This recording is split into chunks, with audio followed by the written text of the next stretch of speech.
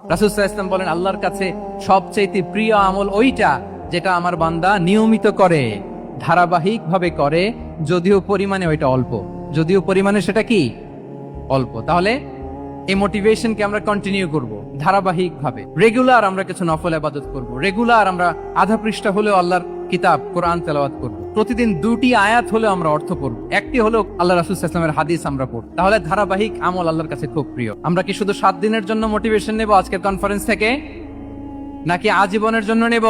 আজীবনের জন্য নেব ইনশাআল্লাহ। বলেন সবাই। 4 নাম্বার হচ্ছে আমাদের একটা গুড সার্কেল মেনটেন করতে হবে। Always engage with good circle, maintain a good circle. যত টক্সিক পিপল আছে এদেরকে ইগনোর করবেন, দূরে থাকবেন। আপনাকেও ভালো করতে দিবে না, নিজেরাও ভালো থাকবেন, এরকম আছে না নাই? ভালো স্টাডি সার্কেল মেনটেন করব আমরা। দিনের মৌলিক বিষয়গুলো শেখার জন্য একটা ভালো সার্কেল মেনটেন করব। এমন সার্কেলে থাকবেন, এমন লোককে বন্ধু বানাবেন যাকে দেখলেই আল্লাহর কথা স্মরণ হয়। এরকম একটা ভালো পরিবেশ খুঁজে নেন, একটা দ্বীনি সার্কেল খুঁজে নেন। Never stop learning Islamic knowledge. যারা এই যে নলেজ শেয়ারিং সেশন করে, ইসলামিক হালাকা করে, কোরআনিক স্টাডি সার্কেল করে, এই সার্কেলগুলোর সাথে আমরা থাকবো ইনশাআল্লাহ।